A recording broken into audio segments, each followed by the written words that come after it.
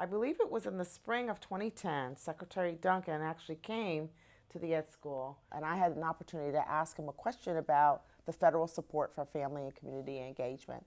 And he very wisely then turned the work back to me and said, you know, Karen, we really would appreciate some help in that area because we're not quite sure that we are doing the right thing.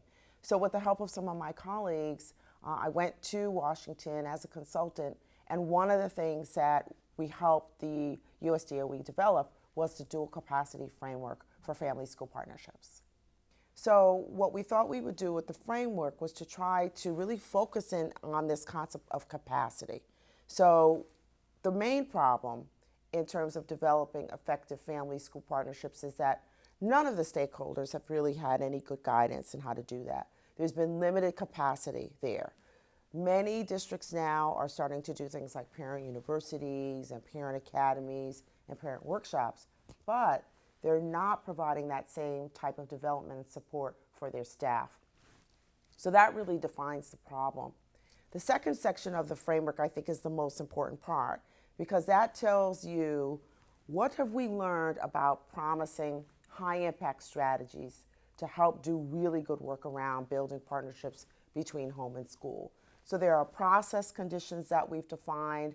Those are sort of the nuts and bolts of what we think are the key pieces to any really effective partnership intervention. And then there's the organizational conditions, and that's sort of the infrastructure that the organization, say the district, has to provide in order to keep the work going. Then we talk about capacity. What are our goals? What are our program and policy goals around this work?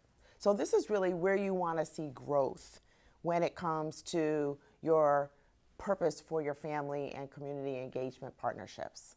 And so Monica Higgins, who's one of our faculty here, actually helped me think about these 4 C's that you see listed. These are the areas that you really want to see people learn and grow, so capabilities, their connections, their cognition, and their confidence. These are the things that you see grow in the adults when we actually have interventions that are set up properly.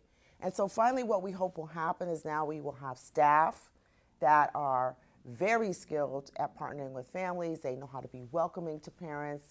They know how to honor parents' knowledge because that's also a big problem sometimes, that schools and districts don't understand that their families and their communities have a wealth of knowledge that will help them with their pedagogy.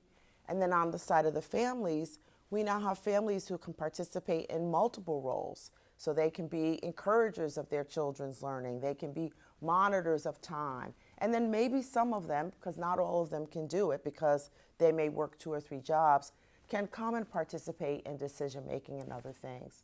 So we're really hoping that the framework sets down some of those foundational pieces that actually will help districts and schools and other organizations build effective partnership programs and understand the kinds of strategies that they have to put in place to do that work well.